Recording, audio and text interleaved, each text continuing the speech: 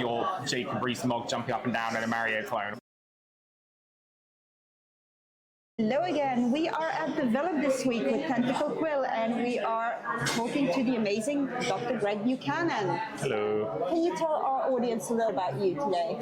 Well, I am 35 years old. I live in Scotland. I have 2 cats and another cat that we found recently hiding in a car. Probably of more significance to you is I write books and I write video games and I do a bit of tabletop stuff as well, and I do some teaching. And a lot of that overlaps with a kind of interest in words, and interactive fiction is probably where that boils down to most in terms of text-based games and so on. Indeed. Tell us a bit more about your upcoming course. So I run a course for interactive fiction, kind of about writing for games a bit. A lot of courses out there really stress kind of like, here's how to get a job, you do this thing, this thing, this thing, whereas this is a bit more based on the courses I've done in novels and TV, that are kind of workshop structured, where you sort of comment on each other's work. I've kind of added a lot of a one-to-one component, which often isn't present on those types of courses, and just tried to kind of model what I found really useful in other disciplines for games, more creatively oriented. So we get a mixture of professionals in the course, people who are new, who want to make their own game, and some people who do want to get into the industry, but are doing it through an approach that's more about making something that's good for creative reasons, as opposed to just what's going to get me in. And I'm also doing some other things that are in progress. So I'm a Substack of articles about games and writing. I'm doing an experimental new course.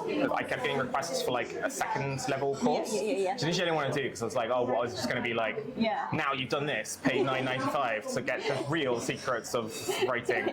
I thought, well, what would people find useful? What's a thing? And so I built, it's experimentally running for the first time, but currently it's only open to people who've done the first course, and even then it's like, would it suit them?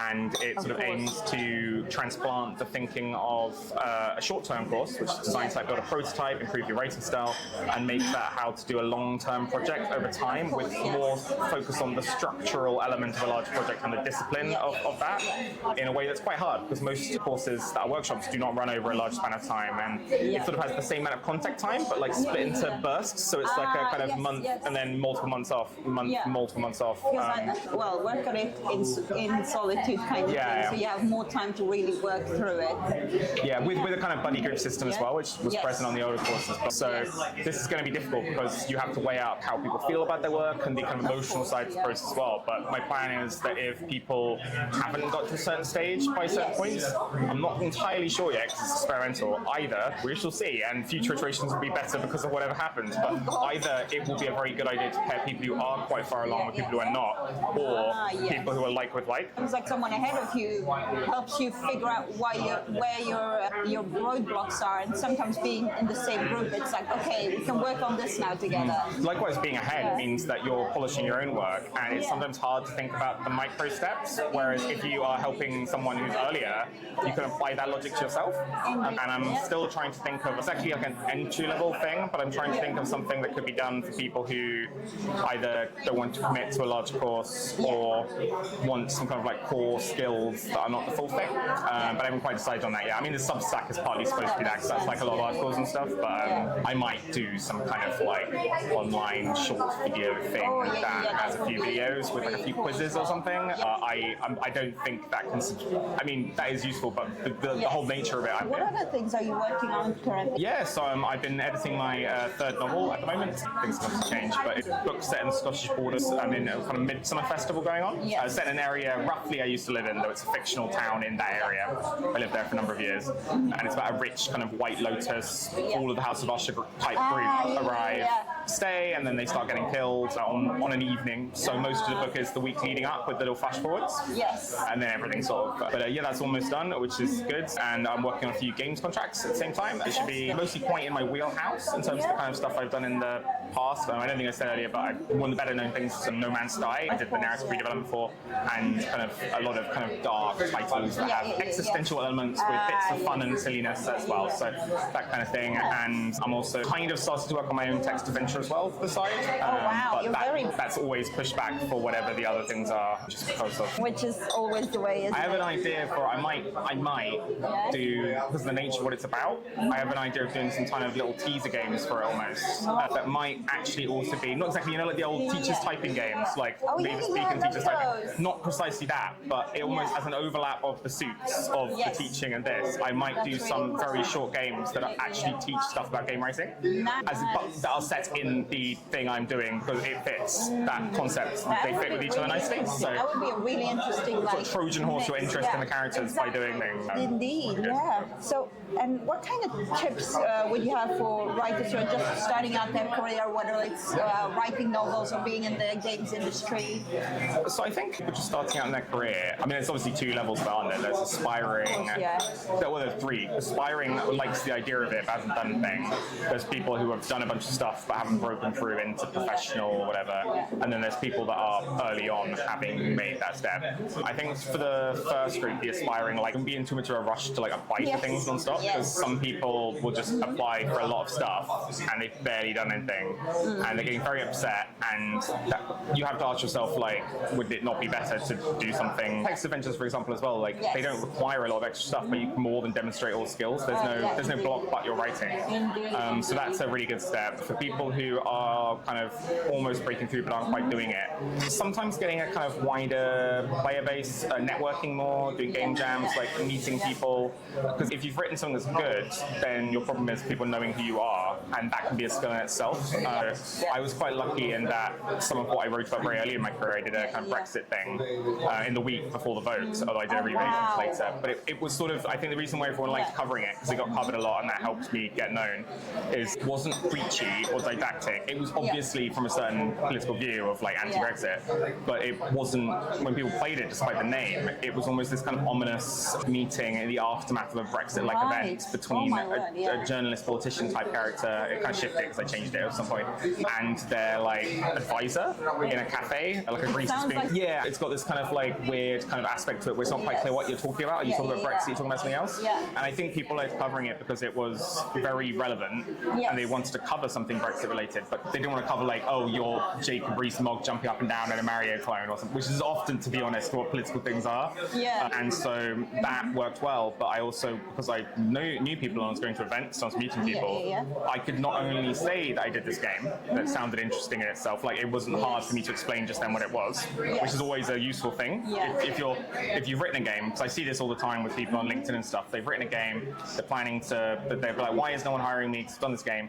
You go to their website and you'll see a picture of something and a word, and it's not clear from the title or the logo what that is, and you're making me take extra steps. So the less clicks it takes for someone to get to the meat of what you're saying and what you're saying. Or at least, at the very least, like, I should have understood by that point what that is. Either come up with a name or a photo that does it, or add some text for a brief blurb.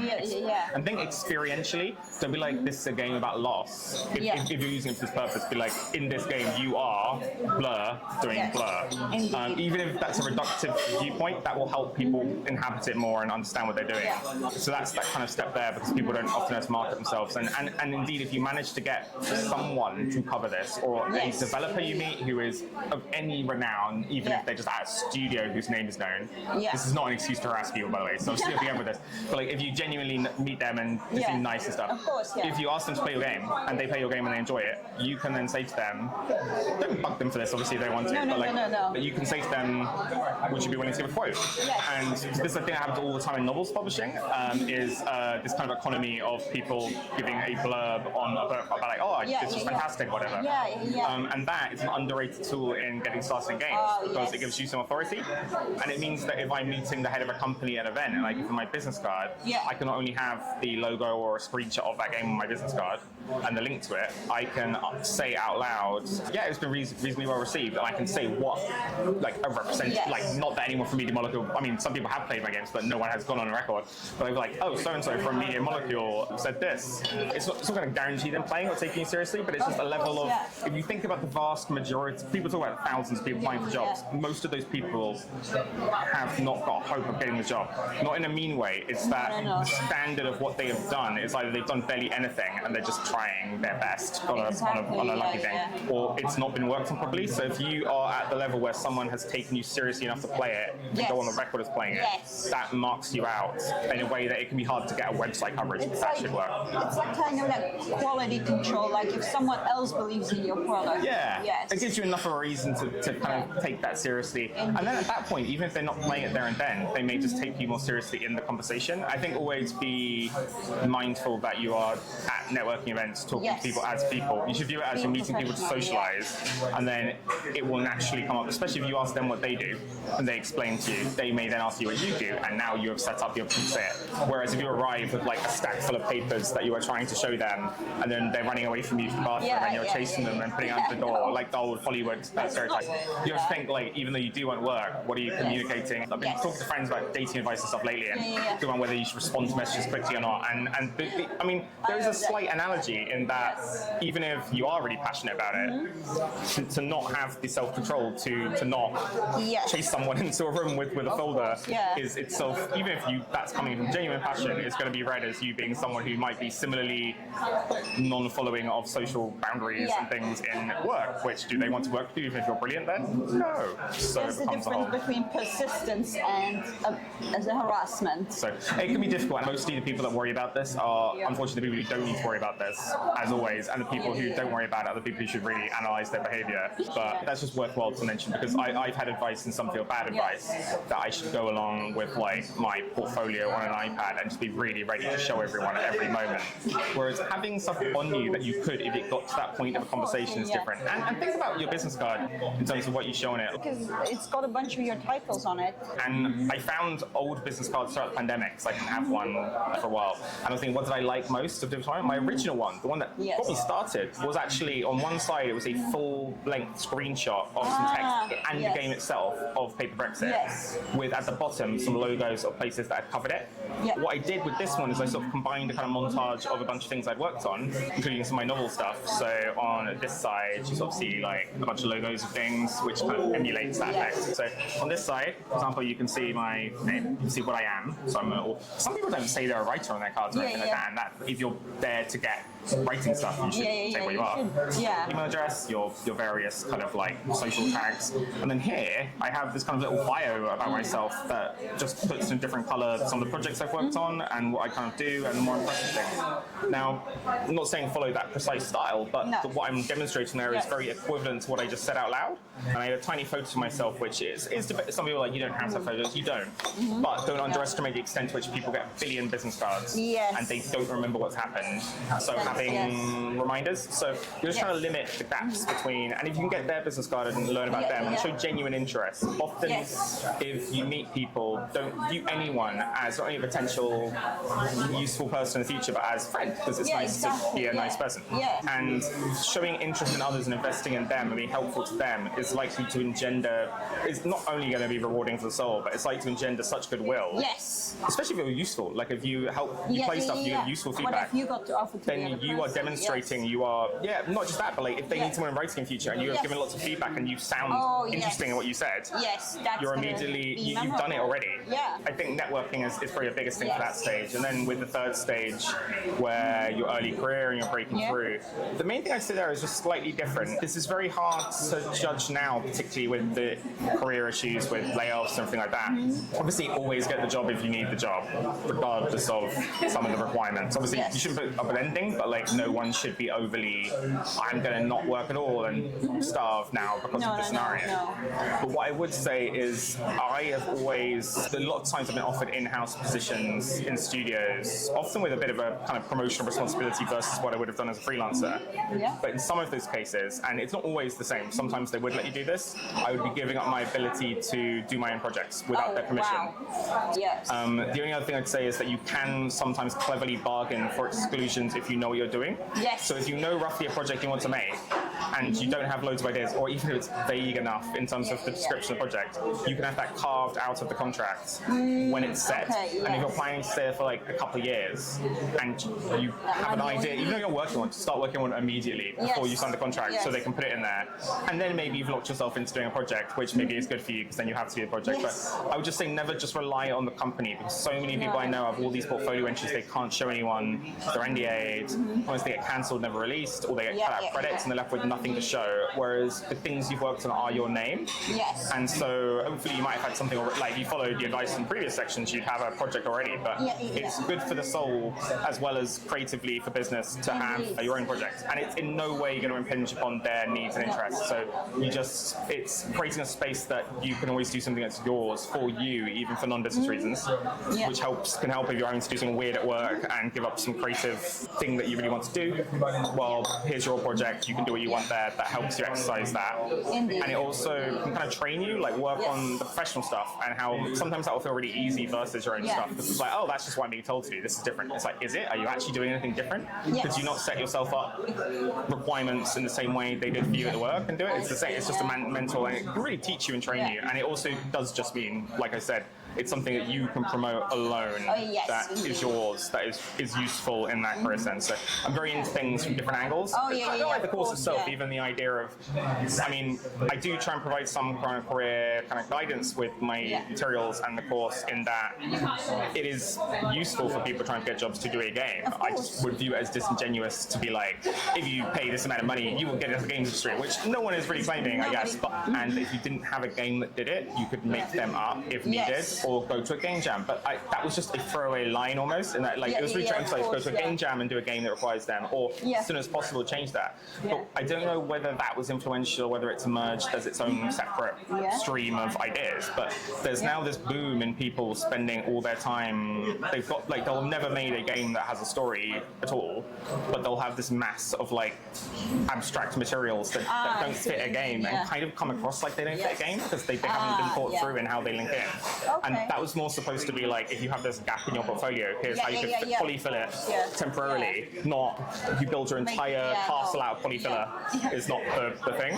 So still a useful skills to learn. It's not saying that. It's just if you're in that boat, A, I would do your own game, and B, as soon as you can, greatly practice that using your skills, but try and do a game jam game where you can use them in a thing that then exists. And then you've transferred it from a hypothetical to this exists, which is immediately more impressive. Last question, and I'm going to mix it up a little bit because we are at Develop.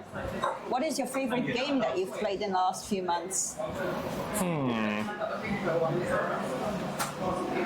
So I guess I can never answer my favorite questions, so I always give multiple answers in different degrees, and then I can answer the question by changing it. So to change it, the game I found the most addictively, I have to play this, this calms me down, is Against the Storm, I think is the name, on Steam PC.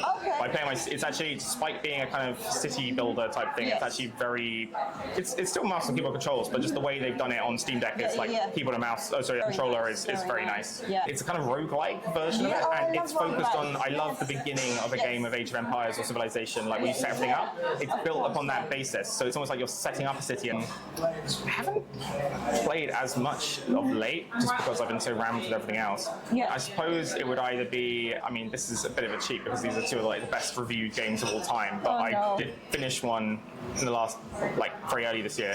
The other one I played again, but Baldur's Gate 3 and Disco Elysium, so that was nice. Which I would recommend if you've just finished Baldur's Gate 3 and you're feeling a bit lost, play Disco Elysium as like a kind of palate cleanser or like a dessert, because it's got the dice mechanics enough that it doesn't feel, but it will kind of, I don't know, emotionally heft you enough that you are like, I want to stop playing dice games now afterwards, while still having a very good time. It tapers you off of it, I think. So that's all we have time for today.